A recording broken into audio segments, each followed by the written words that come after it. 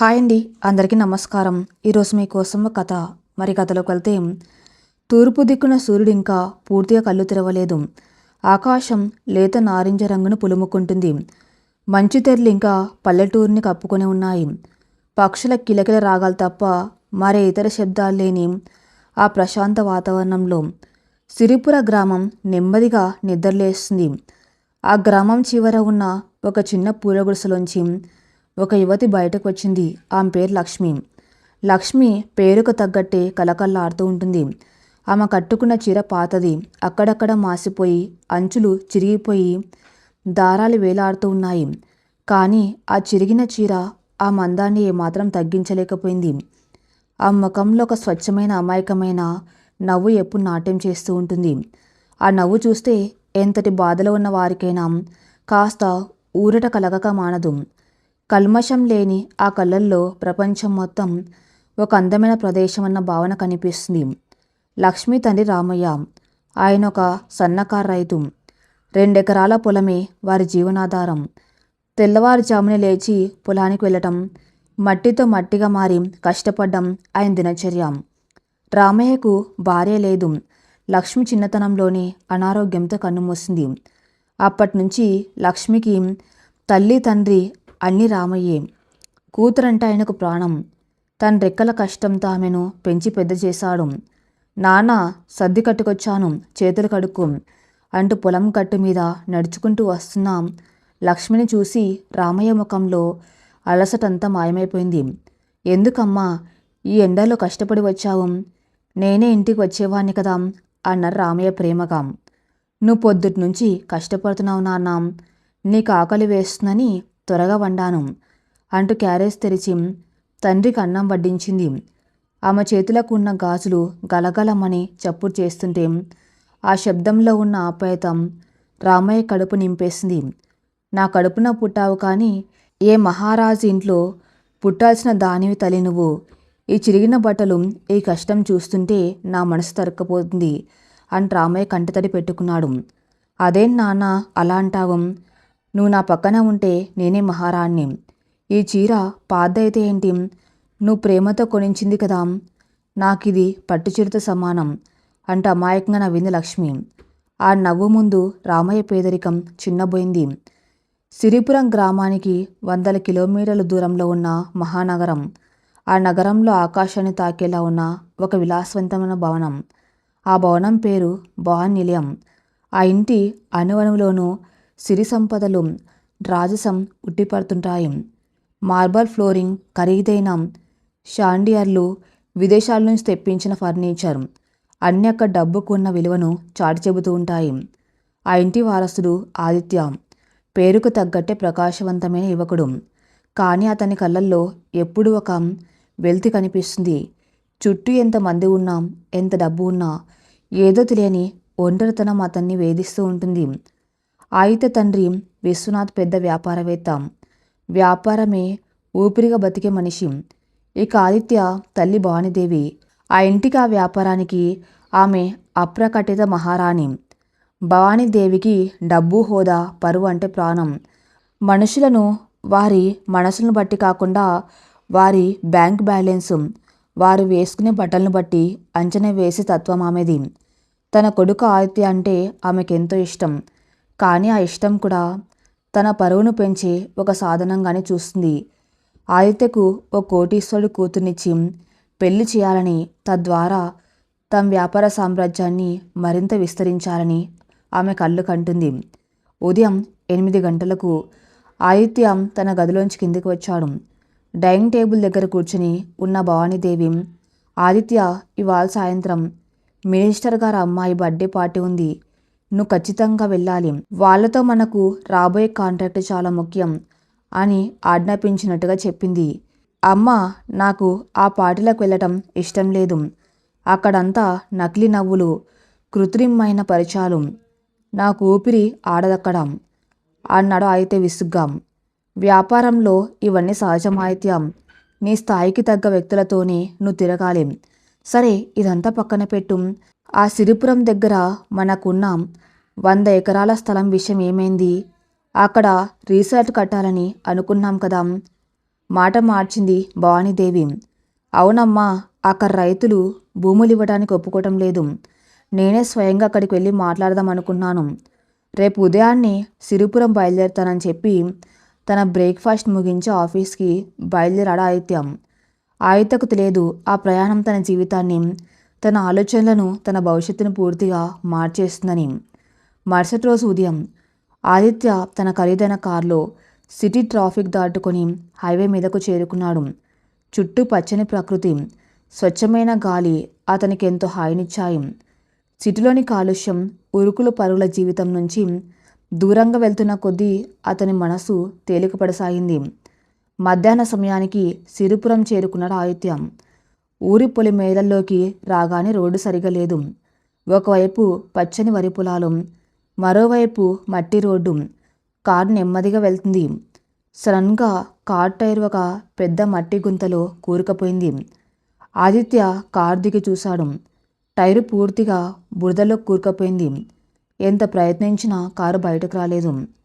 చుట్టూ ఎవరు కనిపించలేదు. ఫోన్ తీసి చూస్తే సిగ్నల్ లేదు. విసుగ్గా కారును ఆనుకొని నిలబడ్డాడు. అప్పుడే పొలం గట్టు మీద నుంచి ఒక మధురమైన గొంతుపాట పాడుతూ వినిపించింది.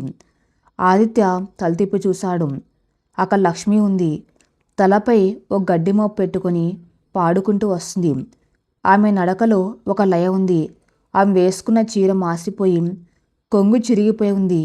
కానీ ఆ ముఖం సూర్యకాంతిలో మెరిసిపోతుంది. ఆమె పెదవులపై ఉన్న అమాయకత్వమైన నవ్వు ఆదిత్యను మంత్రముగ్ధుని చేసింది. సిటీలో ఎంతోమంది అందమైన అమ్మాయిలను చూశాడు. ఖరీదైన మేకప్లతో, డిజైనర్ బట్టలతో మెరిసిపోయిన యువతలను చూశాడు. కానీ ఈ పల్లెటూరు అమ్మాయి ముఖంలో ఉన్న సహజమైన అందం, ఆ కళ్ళ ముందు అవన్నీ దిగదుడుపు అనిపించింది అతనికి. లక్ష్మి కార్ దగ్గరకు రాగానే ఆదిత్యను చూసి ఆగిపోయింది. పట్నం బాబులా ఉన్నాడు. ఏమై ఉంటుందా అని అనుకుంటూ, ఏమయ్యా బాబు, కారు ఇరుక్కపోయిందా అని అడిగింది స్వచ్ఛమైన పల్లెటూరి యాసలో.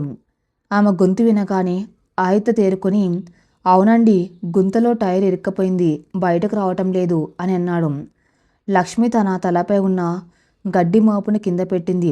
ఇది బురద నేల బాబు, టైర్ జారిపోయి ఉంటుంది. ఆగండి, నేను మా నాన్ని పిలుచుకొస్తాను అంటూ పరిగెత్తుకుంటూ వెళ్ళి పొలంలో పనిచేస్తున్న రామయ్యను, మరో ఇద్దరు రైతుల్ని పిలుచుకొచ్చింది. రామయ్య ఇతర రైతులు కలిసి కారు కింద రాళ్ళు పెట్టి గట్టిగా తోసి కారును గుంతలోంచి బయటకు తీశారు. చాలా థ్యాంక్స్ అండి, మీ సహాయం మర్చిపోలేను. ఇవిగోండి, డబ్బులుంచుకోండి అంటూ ఆదిత్యం పర్సులోంచి కొన్ని 100 రూపాయల నోట్లు తీసి రామయ్యకి ఇవ్వబోయాడు. రామయ్య సున్నితంగా నవ్వి, సహాయం చేసినందుకు పైసలు ఎందుకయ్యా బాబు, మన ఊరికి వచ్చిన అతిథివి నువ్వు, ఆపదలో ఉన్నప్పుడు ఆదుకోవటం మా ధర్మం అని అన్నాడు. ఆదిత్యకు ఆశ్చర్యం వేసింది. సిటీలో ప్రతి పనికి, ప్రతి సహాయానికి ఒక రేటు ఉంటుంది. కానీ ఇక్కడ ఈ పేద రైతులు డబ్బును కాదంటున్నారు. అతనికి వారి మనసుల గొప్పతనం అర్థమైంది. అంతలో లక్ష్మి అక్కడికి వచ్చి, బాబుగారికి దాహం వేస్తుందేమో నాన్న, మజ్జిగ ఇద్దామా అని అడిగింది. అలాగేనమ్మా, తీసుకురా అన్నారు రామయ్య. లక్ష్మి ఒక మట్టి గ్లాసులో చల్లటి మజ్జిగ తీసుకువచ్చి ఆదిత్యకి ఇచ్చింది. ఆదిత్య ఆమె చేతిలోంచి గ్లాస్ తీసుకున్నప్పుడు ఆమె వేళ్లకు తగిలింది. లక్ష్మి సిగ్గుతో తలదించుకొని వెనక్కి వెళ్ళిపోయింది. ఆదిత్య మజ్జిగ తాగుతూ ఉంటే అందులో ఉన్న చల్లదనం అతని గొంతును మాత్రమే కాదు, మనసును కూడా చల్లబరిచింది. అతను లక్ష్మి వైపే చూస్తున్నాడు. ఆమె అమాయకత్వం, ఆమె చిరునవ్వు అతని హృదయంలో ఏదో తెలియని అలజడిని సృష్టిస్తున్నాయి. ఆదిత్య సిరిపురం ఊరి పెద్ద ఇంట్లో బస చేశాడు. తన భూముల వ్యవహారం మాట్లాడడానికి వచ్చిన అతని మనసంతా లక్ష్మి చుట్టూ తిరుగుతుంది.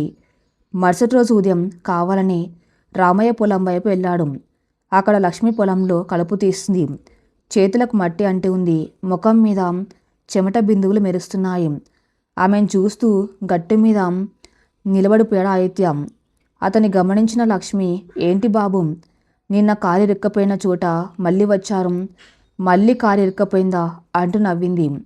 ఆదిత్య చిన్నగా నవ్వి, లేదు లక్ష్మి, కారు ఇరుక్కపోలేదు, కానీ నా మనసు ఎక్కడో ఇరుక్కపోయింది అని అన్నాడు. ఆ మాటలకు లక్ష్మికి అర్థం కాలేదు. మీ సిటీ బాబుల మాటలు మాకెలా అర్థమవుతాయిలేండి.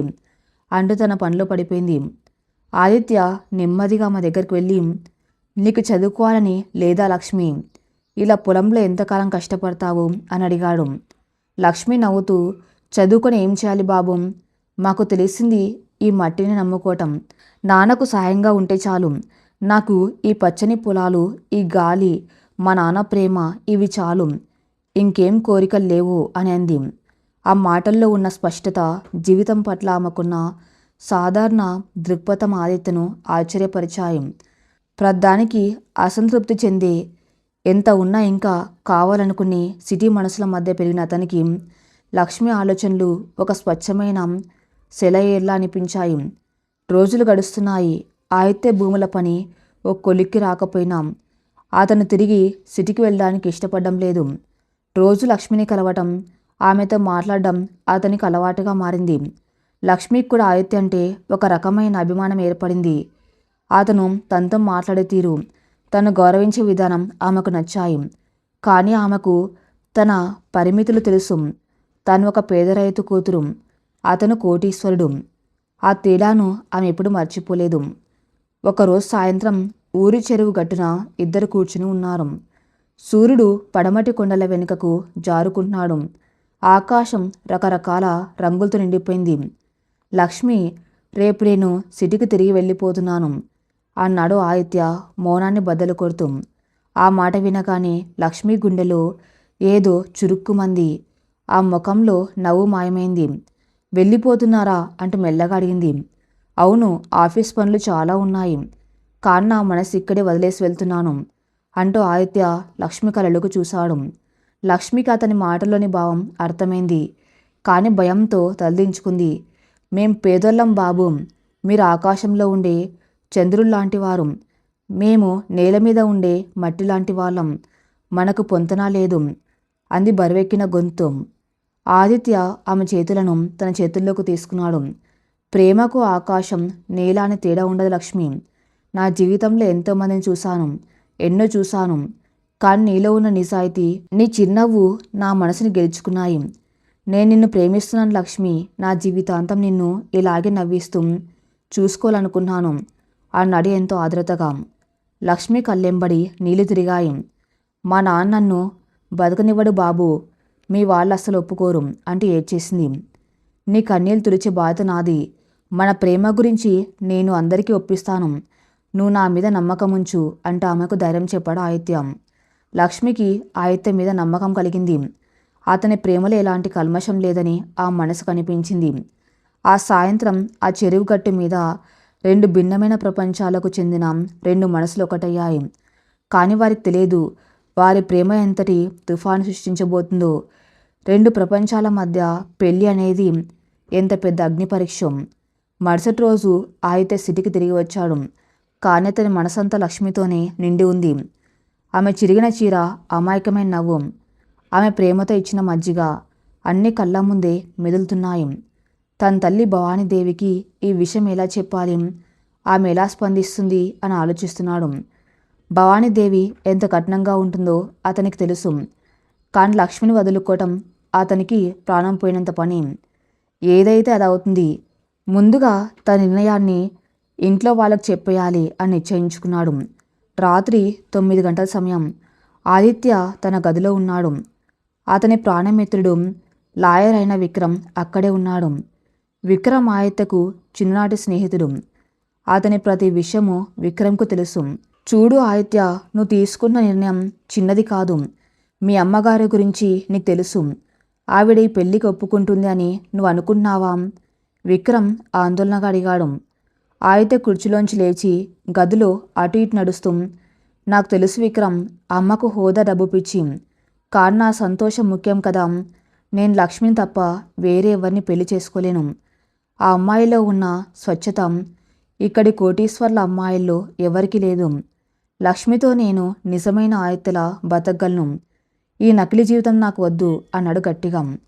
కానీ ఆదిత్య, ఆ అమ్మాయి ఒక పల్లెటూరు రైతు కూతురు. కనీసం సరిగ్గా చదువుకోలేదు. మన కల్చర్కు వాళ్ళ కల్చర్కు చాలా తేడా ఉంది. విక్రమ్ సర్ది చెప్పడానికి ప్రయత్నించాడు. ప్రేమకు కల్చర్ బ్యాంక్ బ్యాలెన్స్ అవసరం లేదు విక్రమ్. నేను లక్ష్మిని పెళ్లి చేసుకుంటానని అమ్మకు చెప్పేస్తాను. ఆమె ఏమనుకున్నా సరే నేను ఈ పెళ్లి విషయంలో వెనక్కి తగ్గేది లేదు. అవసరమైతే ఈ ఆస్తి హోదా అన్నీ వదులుకొని లక్ష్మితో ఆ ఊర్లోనే ఉండిపోయి వ్యవసాయం చేసుకుంటాను. నా నిర్ణయం ఫైనల్. నేను రేపే అమ్మతో ఈ విషయం తేల్చేస్తాను. ఆదిత్య కంఠంలో దృఢమైన నిశ్చయం కనిపించింది. ఆదిత్య ఆ మాటలు అంటున్న సమయంలో గది బయట ఏదో అలికిడి అయింది. ఆదిత్య, విక్రమ్ ఇద్దరూ ఆగిపోయారు. గత్తలుపులు కొద్దిగా తెరిచి ఉంది. నెమ్మదిగా, చాలా నెమ్మదిగా ఆ గత్తలు పూర్తిగా తెరుచుకుంది. అక్కడ గుమ్మంలో నిలబడి ఉంది భవానీదేవి. ఆ ముఖంలో ఎలాంటి కదలిక లేదు. పెదవులు బిగుసుకొని ఉన్నాయి. ఎప్పుడు హుందాగా ఆధిపత్యంతో మెరిసిపోయే ఆమె కళ్ళు ఇప్పుడు భయంకరంగా ఉన్నాయి. ఆమె ఆదిత్య వైపు చూస్తున్న ఆ చూపుల్లో ప్రేమ లేదు, ఆప్యాయత లేదు, కొడుకు అనే వాత్సల్యం అసలే లేదు. ఉన్నది నిప్పు మాత్రమే. దహించేసే అగ్నిపర్వతం పగిలే ముందు ఉండే నిశ్శబ్దం ఆమెలో కనిపిస్తుంది. తన పరువును, ప్రతిష్టను మంటగలుపుతూ ఒక పల్లెటూరి పేదపిల్ల తన కోడలిగా ఈ ఇంటికి రావడమా? ఆ అహంకారం పడగ ఇప్పిన నాగపాములా బుసలు కొడుతుంది. ఆ మౌనంగా ఆదిత్యను చూస్తూ ఉండిపోయింది. ఆ నిశ్శబ్దం ఆదిత్య గుండెల్లో ఒక పెద్ద తుఫానుకు ముందస్తు హెచ్చరికలా మోగింది. ఆ రోజు రాత్రి ఆదిత్య గది గుమ్మంలో నిలబడిన అతని తల్లి కళ్ళల్లోని నిప్పుల వెనుక ఒక పెద్ద ప్రళయమే దాగి ఉందని ఆదిత్య అప్పుడు ఊహించలేకపోయాడు. కొడుకు ఇష్టాన్ని కాదనలేక పైకి నవ్వుతూనే ఆదిత్య లక్ష్మిల పెళ్లికి ఒప్పుకుంది. ఆ ఇంటి మహారాణి సావిత్రి. వ్యాపార వర్గాల్లో ఆమెను భవానీదేవి అని పిలిచినాం. ఇంటి గడప లోపల ఆమె ఆధిపత్యం చెలాయించే సావిత్రి. ఎన్నో ఆశలతో, భయాలతో, తండ్రిని వదిలి రాలేని బాధతో లక్ష్మి ఆ మహాభవంతిలో అడుగుపెట్టింది. కానీ ఆ గడప దాటిన క్షణం నుంచే ఆ మసలైన అగ్ని పరీక్ష మొదలైంది. ఆకాశాన్ని ముద్దాడే ఆ 2 అంతస్తుల బంగళా పేరు భవాన్ నిలయం. లక్ష్మి గృహప్రవేశం నాడు అంత హడావిడిగా ఉంది.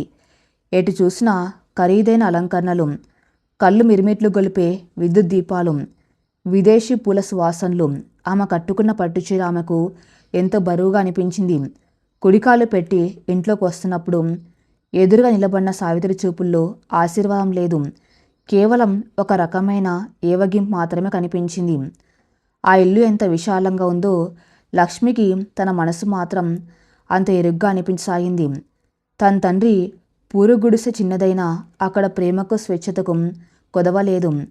పక్షులతో, చెట్లతో, పశువులతో ఆడుకుంటూ పెరిగిన ఆమెకు ఆ ఏసీ గదులు, మూసిన అద్దాల కిటికీలు ఒక బంగారు పంజరంలో తోచాయి.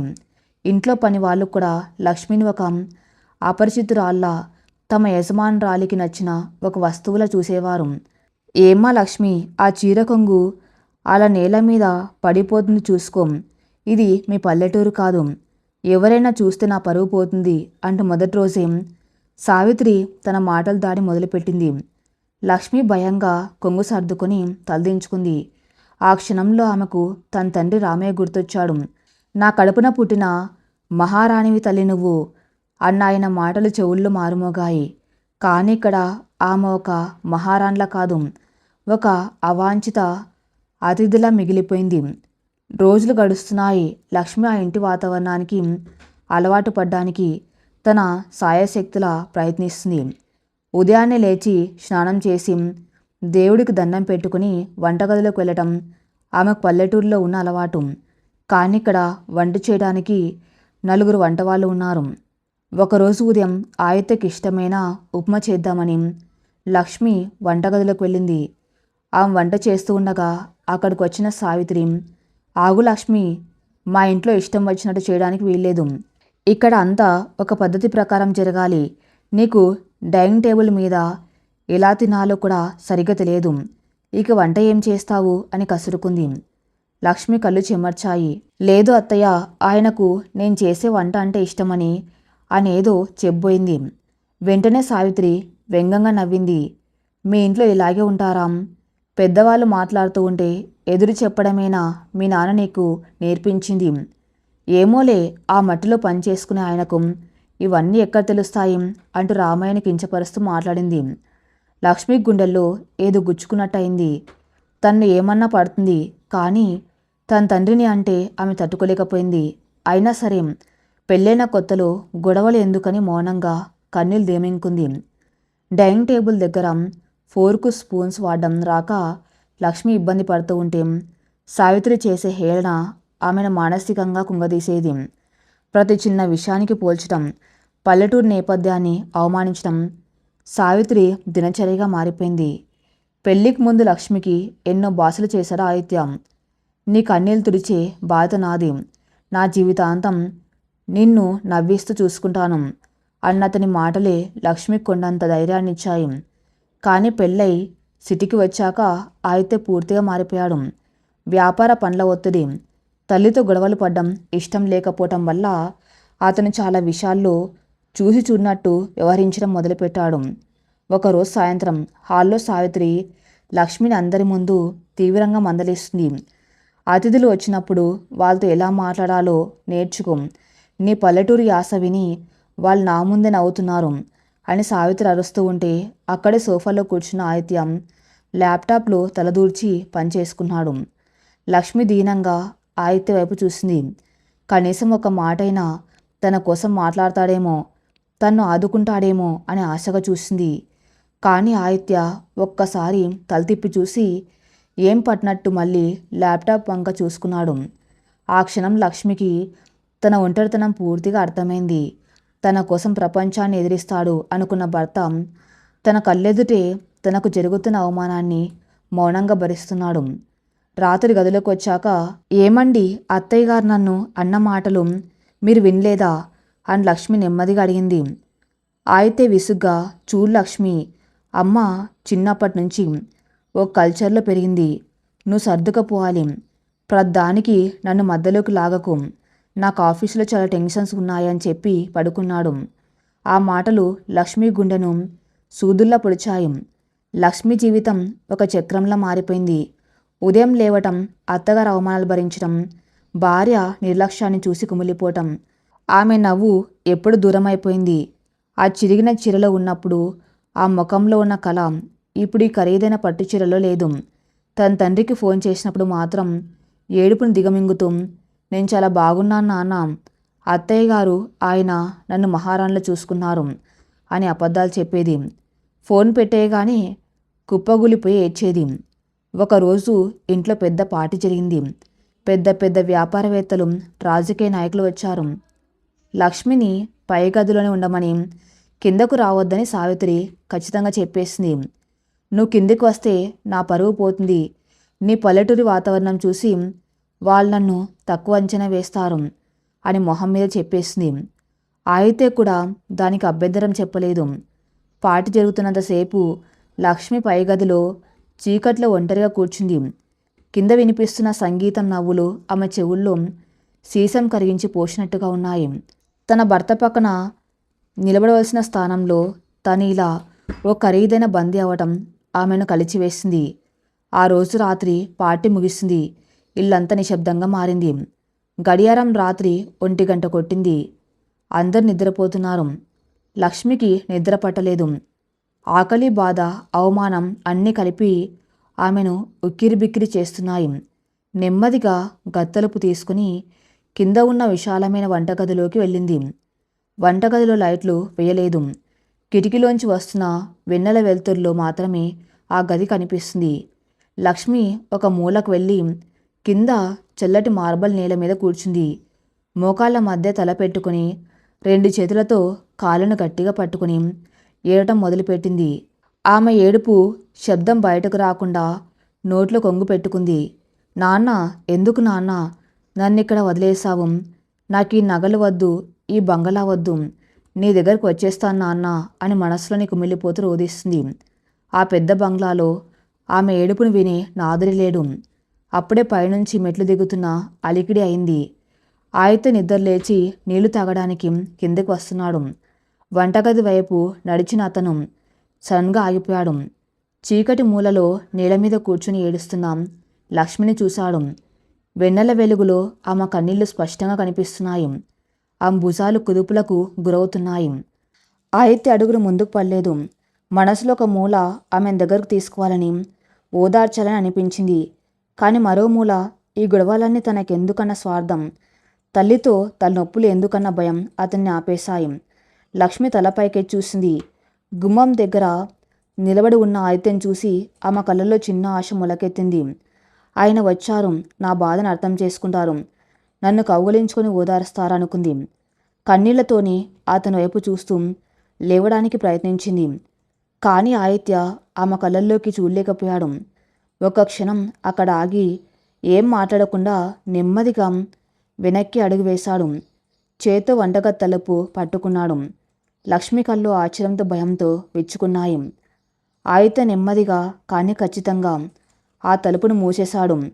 టాక్! ఆ తలుపు మూసుకున్న శబ్దం ఆ నిశ్శబ్ద రాత్రిలో చాలా గట్టిగా వినిపించింది. ఆ శబ్దం వంటగది తలుపు మూసుకున్న శబ్దం కాదు, లక్ష్మి గుండె పగిలిన శబ్దం, తన ఆశలన్నీ ముక్కలైపోయిన శబ్దం, తన ప్రేమ, నమ్మకం, భవిష్యత్తు అన్నీ ఆ ఒక్క శబ్దంతో కుప్పగొలిపాయి.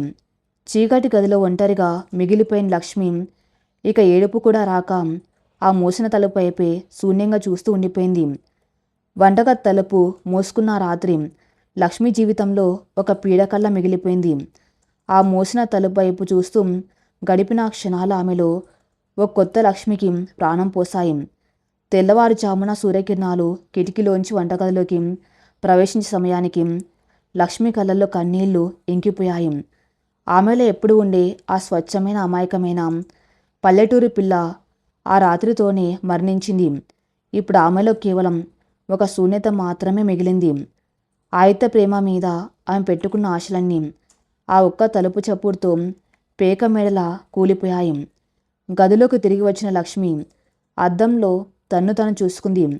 మెల్లో ఆదిత్య కట్టిన మంగళసూత్రం, నుదుటిన సింధూరం అన్నీ ఒక అలంకారంలా మిగిలిపోయాయి తప్ప వాటిలో ఏ భావము కనిపించలేదు. ప్రేమకు హోదా అడ్డురాదు అని గొప్పలు చెప్పిన ఆదిత్య కనీసం ఒక మనిషిగా తను ఓదార్చలేకపోయాడు అన్న నిజం ఆ మనసును తొలిచేసింది. ఇక ముందు తన పోరాటం ఒంటరిదే అని ఆమెకు స్పష్టంగా అర్థమైంది. కాని తన తండ్రి రామయ్యకిచ్చిన మాట కోసం, ఆయన పరువు కోసం ఈ నరకాన్ని భరించాలని నిర్ణయించుకుంది. కొద్ది రోజులు గడిచాయి. భవానీ నిలయంలో ఒక చిన్నపాటి పండగ వాతావరణం నెలకొంది. సావిత్రి బంధువులందరినీ ఓ గెట్ టుగెదర్ కోసం ఆహ్వానించింది. ఇంటికి వచ్చిన బంధువులంతా సిరి సంపదలతో తులతూగుతున్నవారే. ఖరీదైన పట్టుచీరలు, ఒంటి నిండా వజ్రాభరణాలు, చేతుల్లో బ్రాండెడ్ బ్యాగులతో మేడపై ఏర్పాట్లు చేసిన విందులు అందరూ ఆనందంగా గడుపుతున్నారు. చల్లటి గాలికి తోడు ఖరీదైన వంటకాల సువాసనలు అక్కడ వ్యాపించి ఉన్నాయి. లక్ష్మి ఒక సాధారణమైన పట్టుచీర కట్టుకుని అందరికీ మర్యాదలు చేస్తూ ఒక మూల నిలబడి ఉంది. బంధువుల చూపులన్నీ ఆమె పైనే ఉన్నాయి. కొందరు గుసగుసలాడుకున్నారు, మరికొందరు ఆమెను చూసి వ్యంగ్యంగా నవ్వుకున్నారు. ఆదిత్య కూడా అక్కడే ఒక కజిన్తో కలిసి కూర్చొని బిజినెస్ విషయాలు మాట్లాడుతున్నాడు. లక్ష్మి అటువైపు చూసినప్పుడల్లా అతని చూపులు తిప్పుకుంటున్నాడు. ఆ రాత్రి వంటగది సంఘటన తర్వాత వారిద్దరి మధ్య కనీస సంభాషణకు లేదు. ఒకే గదిలో ఉంటున్న ఇద్దరి మధ్య కొన్ని వేల మైళ్ళ దూరం పెరిగిపోయింది. బంధువుల్లో ఒకరైన సుమతి సావిత్రి దగ్గరకు వచ్చి, ఏంటి సావిత్రి, నీ కోడలు చూస్తే ఏమాత్రం కళాహీనంగా ఉంది. మామూలుగా అయితే ఈ పాటికి నీ స్థాయికి తగ్గ కోడలు వస్తే ఆ హుందాతనమే వేరుగా ఉండేది. ఈ పల్లెటూరి పిల్లను ఆదిత్య ఎలా చేసుకున్నాడో ఏమో అని అసహనంగా అంది. సావిత్రి అహంకారానికి ఆ మాటలు ఆజ్యం పోసాయి. అందరి దృష్టి తన వైపే ఉందని గమనించిన సావిత్రి గొంతు పెంచి మాట్లాడడం మొదలుపెట్టింది. ఏం చేస్తాం సుమతి, నా కొడుకు గుడ్డిగా ప్రేమలో పడిపోయాడు. పాపం, వాడికేం తెలుసు ఈ పల్లెటూరి వాళ్ళు ఎంత మోసకారులు. ముఖానికి ఒక అమాయకపు నవ్వు పులుముకొని మా వాణ్ణి బుట్టలో వేసుకుంది అంటూ లక్ష్మి వైపు అసహ్యంగా చూసిన సావిత్రి. అక్కడే ఉన్న లక్ష్మి చేతిలోని ట్రే వణుకుతుంది. ఆమె గుండె వేగంగా కొట్టుకుంటుంది. అయినా సరే తలదించుకుని మౌనంగా భరిస్తుంది. కానీ సావిత్రి అంతటితో ఆగలేదు. అసలు వాళ్ళది ఏం బతుకు, వాళ్లకు కనీసం పూట గడవడానికి సరిగా తినడానికి లేదు. మా అయితే మీద వల వేసి ఈ బంగ్లాలోకి వచ్చి పడింది. ఇలాంటి దానికి ఇక్కడ ఉండే అర్హత లేదు. ఏదో నా కొడుకు మీద ఉన్న ప్రేమతో నేను ఓడ్చుకున్నాను, కానీ లేదంటే ఎప్పుడో గెంటేసేదాన్ని. అని బంధువులందరి ముందు లక్ష్మి పుట్టింటిని, ఆమె తండ్రిని అత్యంత నీచంగా అవమానించింది. మేడపై ఉన్న వారంతా ఒకసారిగా నవ్వారు. ఆ నవ్వులు లక్ష్మి చెవుల్లో బాంబుల్లా పేలాయి. తన తండ్రి రామయ్య ఎవరి దగ్గర చేయి చాపకుండా రెక్కల కష్టంతో మట్టిని నమ్ముకొని బతికే నిజాయితీపరుడు. ఆయన గురించి, ఆయన పేదరికం గురించి ఇలా అందరి ముందు గేలి చేస్తుంటే లక్ష్మి రక్తం మరిగిపోయింది. ఆమె కళ్ళల్లో కన్నీళ్లు సుళ్ళు తిరుగుతున్నాయి. తన్ను కాపాడడానికి ఒక్కడైనా వస్తానని ఆశగా ఆదిత్య వైపు చూసింది లక్ష్మి. ఆదిత్య తన తల్లి మాటలు స్పష్టంగా విన్నాడు. అందరూ ఆదిత్య వైపు చూశారు. అతను ఏమంటాడు అని ఎదురు చూశారు. ఆదిత్య కుర్చీలోంచి లేచాడు. లక్ష్మి కళ్ళల్లో ఒక చిన్న ఆశ, ఇప్పుడే నా భర్త నా కోసం నిలబడతాడు అని. కానీ ఆదిత్య తన తల్లి దగ్గరకు వెళ్ళి నిలబడ్డాడు. అవునా ఆంటీ, అమ్మ చెప్పేది నిజమే. వీళ్ళ లైఫ్ స్టైలు మన లైఫ్ స్టైల్ చాలా తేడా. నేనేదో ఎమోషనల్లో పడి డెసిషన్ తీసుకున్నాను, కానీ ఇప్పుడు అర్థమవుతుంది. అమ్మ వీళ్ళ గురించి చెప్పింది కరెక్టే. మన క్లాస్ వేరు, వాళ్ళ క్లాస్ వేరు అనేంతో నిర్లక్ష్యంగా బాధరాహిత్యంగా అన్నాడు. ఆదిత్య నోటి నుంచి వచ్చిన ఆ మాటలు వినగానే లక్ష్మికి ప్రపంచం గిరున తిరిగినట్లు అనిపించింది. ఒక మనిషి ఇంతలా మారిపోతాడా? పెళ్లికి ముందు పొలాల గట్ల మీద తన చేతులు పట్టుకొని, నీ చిరునవ్వు చాలు నాకు, నా జీవితాంతం నిన్ను రాండ్లా చూసుకుంటాను అని బతిమలాడిన ఆదిత్యనైతను. తన తండ్రి కష్టాన్ని దైవంతో పోల్చిన ఆదిత్యన ఈరోజు ఆ కష్టాన్ని అవహేళన చేస్తున్నది. లక్ష్మి కళ్ళల్లో నుంచి ఒక కన్నీటి చుక్క కూడా కిందకు రాలేదు. ఆమె ఆ కన్నీళ్లను లోపలికే మింగేసింది. ఏడుపు స్థానంలో ఇప్పుడు భయంకరమైన కోపం, ఆత్మాభిమానం చోటు చేసుకున్నాయి. సావిత్రి మాటల కంటే ఆదిత్య మౌనం, ఆదిత్య వత్తాసు ఆ మనసును తీవ్రంగా గాయపరిచాయి. నా తండ్రి పేదవాడు కావచ్చు, కానీ ఆయన ఆత్మాభిమానం ఈ కోటీశ్వర్ల ఆస్తి కంటే ఎంతో గొప్పది అని మనసులోని గట్టిగా అనుకుంది. ఆమె ఇక అక్కడ నిలబడలేకపోయింది. ట్రేను పక్కన ఉన్న టేబుల్ మీద పెట్టి ఎవరి వంక చూడకుండా నెమ్మదిగా మెట్లు దిగి తన గదిలోకి వెళ్ళిపోయింది. ఆమె నడకలో మునుపటి భయం లేదు, ఒక రకమైన దృఢత్వం వచ్చింది. బంధువులంతా ఆమె వెళ్ళిన వైపు చూసి మళ్ళీ తమలో తాము నవ్వుకుంటూ మాటల్లో పడిపోయారు. గదిలోకి వెళ్ళిన లక్ష్మి కిటికీ దగ్గర నిలబడి బయట ఆకాశం వైపు చూసింది. ఆ మనసులో ఇప్పుడు ఏ ఆశ లేదు. భర్త అనేవాడు తన సంతోషాన్ని కాపాడలేకపోయినా పర్లేదు, కనీసం ఆత్మాభిమానాన్ని కాపాడాలి. కానీ ఇక్కడ తన ఆత్మాభిమానాన్ని రోడ్డున పడేస్తూ ఉంటే తను మాత్రం ఈ ఇంట్లో ఎందుకు ఉండాలి? ఈ బంధానికి అర్థమేంటి? ఇలాంటి ఎన్నో ప్రశ్నలు ఆ మనసులో అగ్నిపర్వతంలా రగులుతున్నాయి. మరుసటి రోజు ఉదయం ఇంట్లో పని వాళ్ళు శుభ్రం చేసే పనిలో ఉన్నారు. సావిత్రి హాల్లో కూర్చొని కాఫీ తాగుతూ టీవీ చూస్తుంది. లక్ష్మి వంటగదిలో కూరగాయలు తరుగుతుంది. అప్పుడే లక్ష్మి మొబైల్ ఫోన్ మోగింది. స్క్రీన్ మీద చూస్తే పక్కింటి సత్తెన నంబర్. లక్ష్మి మనస్సు ఎందుకో కీడు శంకించింది. నాన్నకు మొబైల్ వాడడం రాదు, సత్తెన్న ఫోన్ చేస్తున్నానంటే ఏమై ఉంటుందా అని కంగారుగా ఫోన్ లిఫ్ట్ చేసింది. హలో సత్తెన్న, ఏంటి పొద్దున్నే ఫోన్ చేశావు అడిగింది లక్ష్మి. అవతల వైపు నుంచి సత్తెన్న వణుకుతున్న గొంతు, లక్ష్మమ్మ, నువ్వు వెంటనే ఊరికి బయలుదేరిరా, నీకోసం ఎవరైనా కారు పంపిస్తారా అడుగు అన్నాడు కంగారుగా. లక్ష్మి గుండె వేగం పెరిగింది. చేతిలో ఉన్న చాకు కింద పడిపోయింది. ఏమైంది సత్తన్న, నాన్నకేమైంది, నిజం చెప్పు అని అరిచినంత పనిచేసింది. అదేనమ్మా, రామయ్యన్న పొద్దునే పొలానికి వెళ్ళాడు. అక్కడ మోటారు వేస్తూ ఉండగా కరెంటు షాక్ కొట్టింది. గుండెపోటు లాంటిది కూడా వచ్చిందని డాక్టర్లు చెబుతున్నారు. పట్నం ఆసుపత్రిలోకి చేర్చాము. అన్న పరిస్థితి బాగలేదు తల్లి, నిన్నే కలవరిస్తున్నాడు. నువ్వు వెంటనే బయలుదేరిరా అమ్మా అని చెప్పి ఫోన్ పెట్టేశాడు సత్తన్న. లక్ష్మికి ప్రాణం పోయినంత పనైంది. చేతులు కాళ్ళు వణికిపోతున్నాయి. కళ్ళ వెంబడి దారగా నీరు కారుతుంది. నాన్న అంటూ వంటగదిలోంచి బయటకు పరిగెత్తింది. తన ప్రపంచం, తన ప్రాణం అంతా ఆ తండ్రే. ఆయనకేమైనా జరిగితే తన బతకదు. ఎలాగైనా వెంటనే వెళ్ళాలి. లక్ష్మి పరిగెత్తుకుంటూ హాల్లోకి వచ్చింది. అక్కడ సావిత్రి పేపర్ చదువుతూ కూర్చుని ఉంది. ఆదిత్య అప్పుడే ఆఫీసుకు బయలుదేరడానికి మెట్లు దిగుతూ వస్తున్నాడు. లక్ష్మి నేరుగా సావిత్రి దగ్గరకు వెళ్ళింది. ఆ ముఖం కన్నీళ్లతో తడిసిపోయి ఉంది. అత్తయ్య, వణుకుతున్న గొంతు పిలిచింది లక్ష్మి. సావిత్రి పేపర్ పక్కన పెట్టి విసుగ్గా చూసింది. ఏంటే ఉదయాన్నే ఆ ఏడుపు మొహం, పొద్దునే శుభ అని లేస్తే ఈ దరిద్రమేంటి అని కసురుకుంది. అత్తయ్య, మా నాన్నకు బాగులేదట. పొలంలో కరెంటు షాక్ కొట్టిందట. గుండెపోటు కూడా వచ్చిందట.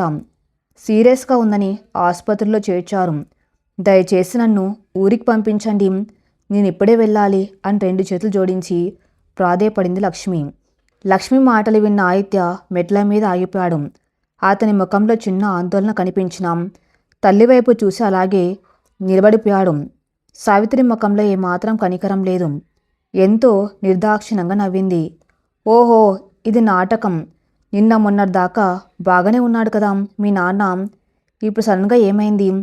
ఇదంతా నువ్వు ఊరికి వెళ్ళిపోయి 2 రోజులు పని తప్పించుకోవడానికి ఆడుతున్న డ్రామా కదూ అంది వెటకారంగా. లేదు అత్తయ్య, నాన్న ప్రాణాపరిస్థితిలో ఉన్నాడు. ఆయన నన్ను చూడాలని కలవరిస్తున్నాడట. దయచేసి కారు ఇవ్వండి, లేదా నన్ను బస్టాండ్ దగ్గర డ్రాప్ చేయించండి, నేను బస్సులో వెళ్ళిపోతాను అంటూ లక్ష్మి సావిత్రి కాళ్ళ మీద పడ్డానికి ప్రయత్నించింది. సావిత్రి వెనక్కి జరిగి, ఇప్పుడు కాదు, ఇంట్లో పని ఉంది అని కరాఖండిగా చెప్పేసింది. ఎల్లుండి హోమ్ మినిస్టర్ గారు మన ఇంటికి వస్తున్నారు. ఆ పార్టీ ఏర్పాట్లన్నీ నువ్వే దగ్గరుండి చూసుకోవాలి. వంట వాళ్ళకు సహాయం చేయాలి. ఇదంతా వదిలేసి ఆ మురికి పల్లెటూరికి వెళ్తానంటే కుదరదు. ఏదో చిన్న జ్వరం వచ్చి ఉంటుంది, దానికింత రాదంతం ఎందుకు? వెళ్ళటానికి వీలేదు అంత నా నిర్ణయాన్ని తేల్చి చెప్పేసింది. లక్ష్మి గుండె బద్దలైంది. తన తండ్రి చావు బతుకుల్లో ఉంటే వీళ్లకు పార్టీలు పనులు ముఖ్యమయ్యాయా? ఆమె ఆశగా మెట్ల మీద నిలబడి ఉన్న ఆదిత్య వైపు చూసింది. ఏమండి, ప్లీజ్ అండి, నాన్నకి ఏమైనాయితే నేను బతకలేను. దయచేసి నన్ను ఊరికి తీసుకెళ్ళండి, నేను మీ కాళ్ళు పట్టుకుంటాను అంటూ ఆదిత్య వైపు నడిచింది. ఆదిత్య ఆమె కళ్ళల్లోకి చూడలేకపోయాడు. ఒకవైపు భార్య కన్నీళ్ళు, మరోవైపు తల్లి కఠినమైన శాసనం. ఆదిత్యలో ఏ కోసాన ధైర్యం లేదు. అతను నెమ్మదిగా తన ల్యాప్టాప్ బ్యాగ్ భుజానికి తగిలించుకుంటూ, అమ్మ చెబుతుంది కదా లక్ష్మి, ఎల్లుండి ఇంపార్టెంట్ ఈవెంట్ ఉంది. ఆ డాక్టర్లకేవో డబ్బులు పంపిద్దాంలే, వాళ్ళే చూసుకుంటారు. ఇప్పుడు నువ్వు వెళ్ళటం కరెక్ట్ కాదు అని ఎంతో క్యాజువల్గా చెప్పేసి ఆ వైపు కూడా చూడకుండా బయటకు నడుచుకుంటూ వెళ్ళిపోయాడు. ఆదిత్య బయట వెళ్తున్న దృశ్యాన్ని చూస్తున్న లక్ష్మి కళ్ళల్లో కన్నీళ్ళు ఆగిపోయాయి. ఆమె చేతులు వణకటం ఆగిపోయాయి. అప్పటి వరకు ప్రాధేయపడిన మొహం ఇప్పుడు నిటారుగా నిలబడింది. ఆదిత్య మళ్ళీ నిశ్శబ్దంగా ఉండిపోయాడు. తన తండ్రి ప్రాణాల కంటే అతనికి తన తల్లి పరువు, ఆఫీస్ పనులే ముఖ్యమయ్యాయి.